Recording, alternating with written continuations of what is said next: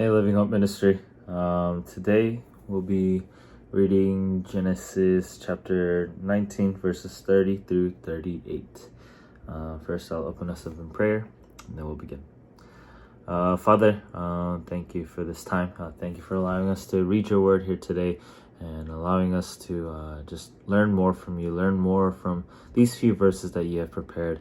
And God, Father, Lord, as we learn, no matter how many times we may have read these verses, God, continue to teach us new things, continue to refresh us, continue to show us just your wonders and your teachings so that we may learn from them and then we may grow. Be with us. Thank you. In Jesus' name we all pray. Amen. Okay, chapter 19, verses 30 through 38. I will read. Lot and his daughters. Lot and his 2 daughters left Zoar and settled in the mountains, for he was afraid to stay in Zoar. He and his 2 daughters lived in a cave. One day the older daughter said to the younger, "Our father is old, and there is no man around here to give us children, as is the custom all over the earth. Let's get our father to drink wine and then sleep with him, and preserve our family line through our father." That night they got their father to drink wine, and the older daughter went in and slept with him. He was not aware of it when she lay down or when she got up. The next day the older daughter said to the younger, "Last night I slept with my father. Let's get him to drink wine again tonight, and you go in and sleep with him so we can preserve our family line through our father." So they got their father to drink wine that night also. And the younger daughter went in and slept with him. Again he was not aware of it when she lay down or when she got up. So both of Lot's daughters became pregnant by their father. The older daughter had a son, and she named him Moab. He is the father of the Moabites of today. The younger daughter also had a son, and she named him Ben-Ami. He is the father of the Ammonites of today. Amen.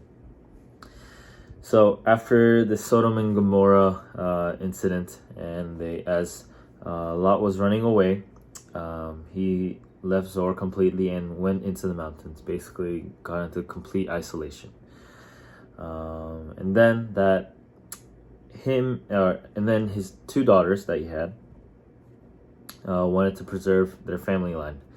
And obviously, it's a great thought to have, but the way they did it was obviously the ungodly way, which basically shows that they were following their own desires, their own thoughts, to do something that God's promises could have fulfilled if they just simply trusted in him and allowed his work to happen.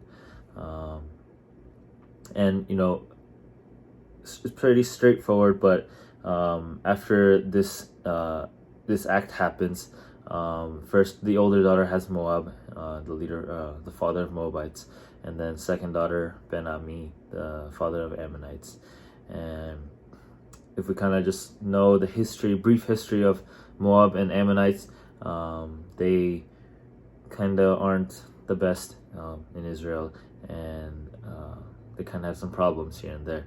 And this kind of shows that through the sin of the current generation carried on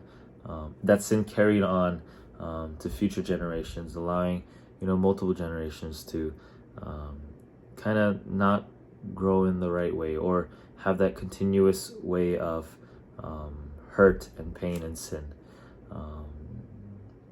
A long time ago when we had a coffee break for our ministry, we learned about Jacob, and all throughout, from beginning to Jacob when he was old, his relatives, everyone, they were all deceiving each other, and it showed through family line, through sin, it just followed through.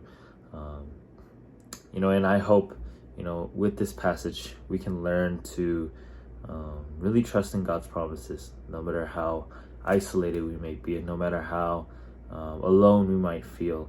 To not give up, to not hope in the wrong things, but to hope in God. Not just to because this doesn't just affect us. This doesn't just affect your own personal life, but it could affect others. It could change your behavior that changes other behaviors.